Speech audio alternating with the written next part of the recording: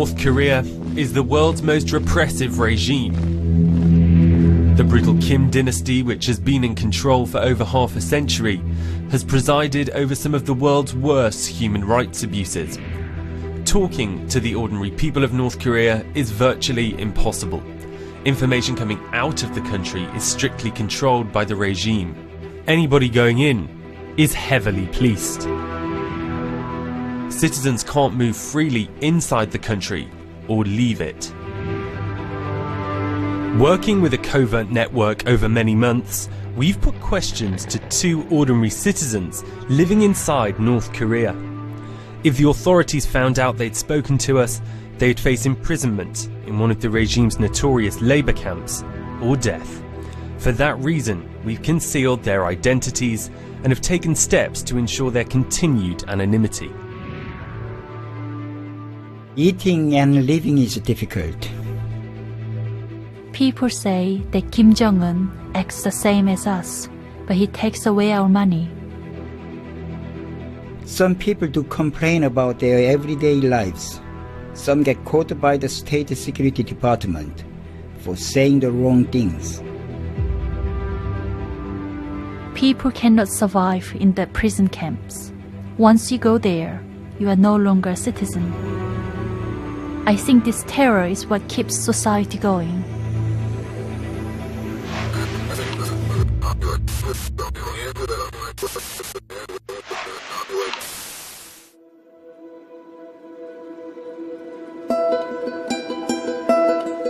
Chol Ho is a father who works in the military. Sun Hui is a market trader who lives with her husband and two daughters. These aren't their real names. Like many market sellers, she trades not just in goods, but also in black market foreign currency, Chinese yen and dollars. We asked them about their daily life. I wake up at dawn around 5:30 because I need to cook rice. Afterwards, I call the dollar black market and find out the exchange rate. I eat breakfast with the family, then I organize the goods to sell at the market and head there. I usually eat lunch at the market. Nongma noodles, potato noodles are cheap. After I eat lunch, I check the market rates to see what the popular items are. I then come home and check the inventory. Then I prepare dinner. When the business is good, we eat rice 3 times a day. When it isn't so good, we have to mix corn in with the rice. We mostly buy from the market. Sometimes we buy in bulk from nearby farmers. Sometimes at night, I watch Korean drama or foreign films and usually sleep at about 10 o'clock. Our people are nice. We have a saying that neighbors are better than cousins. If something happens to our neighbors, we visit each other. But eating and living is difficult. There are no such things as weekends.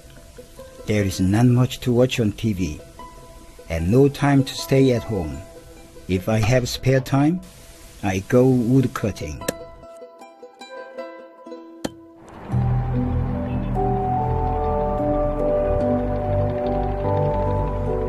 Despite being closed off from much of the outside world and crippled by economic sanctions, there are thriving markets with goods brought in both legally and illegally via China. Foreign media like films and TV shows are popular, something the regime fights hard to prevent as it undermines their anti-Western propaganda. The smugglers may meet every day, if there is a business, or maybe just once a week or month. Korean things are the most popular, of course, but the crackdown on them is strong. I've heard the cost of bribes, if you caught, is huge, but people still want to watch them. It's easy to understand, and people are curious about how South Koreans live, but they can't watch it every day. We watch it once in a blue moon. I have heard in some places, if you have money, You can pay to have a Chinese TV station installed for about 600 Chinese yuan. That's equivalent to around £70, a fortune to North Koreans whose average annual income is estimated to be less than £1,000. The State Security Department are known as the Boibu to North Koreans. They're the iron fist of the regime. They're known for demanding outrageous bribes for small infractions, as well as policing everyday citizens for signs of dissent. Dissent in North Korea includes things like criticising the regime, trying to defect, or making contact with anybody outside the country.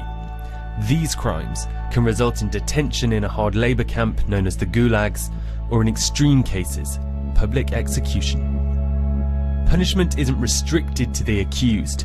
In North Korea, 3 generations of their family can be sentenced as retribution for one person's actions. Sometimes people get caught by the State Security Department, the Boibu, for saying the wrong things. People do suddenly disappear. But it hasn't happened here recently. Sometimes the State Security Department get people by calling them spies for their own result. They make up stories for their own performance. I myself don't know what happens in the camps because the Boibu deal with them. We can't talk about them much. When a neighbor disappears, we just say he went to Lower Town, meaning South Korea. Defection doesn't happen here much. I heard it happens a lot in the border areas. Here, there are a lot of government captures, people arrested and taken away. The people shouldn't commit a crime. People cannot survive in the prison camps. They unconditionally beat you. They starve you while doing extreme labor. Once you go there, you are no longer a citizen. I think this terror is what keeps society going.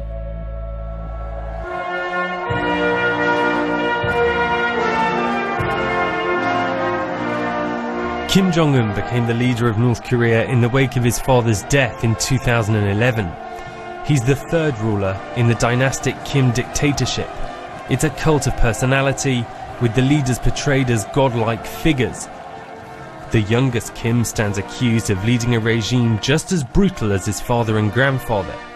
He allegedly ordered the murders of his uncle and half-brother, whilst allowing the unfettered powers of the security services to continue. Hearing any kind of public criticism of Kim Jong-un in North Korea is exceptionally rare. In fact, it's illegal to publicly criticize him or any of his family. Mostly, people criticize Kim Jong-un for being a businessman. People say that Kim Jong-un acts the same as us, but takes away our money a lot. That the little man uses his head to suck up money like a vampire. But the number of people who assess him positively is increasing. In the 1990s, North Korea experienced a famine that left over 1 million people dead when the state couldn't fund its ration system. In response, black markets emerged across the country.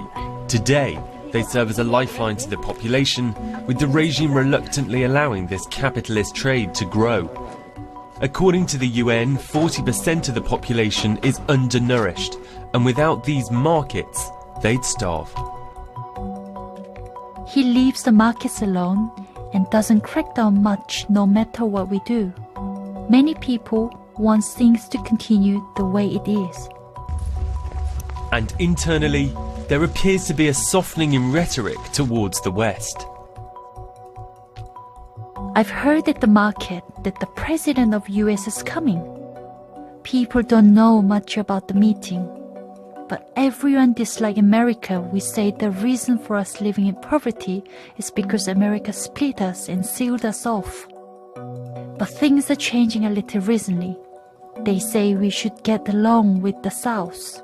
Recently, They say we should be living in peace with America for everyone to have a better life. I'm not sure what foreigners think about North Korea. There is only North Koreans here. I myself hope to live well without envy, until we die, without being sick, with parents being healthy and my children living well.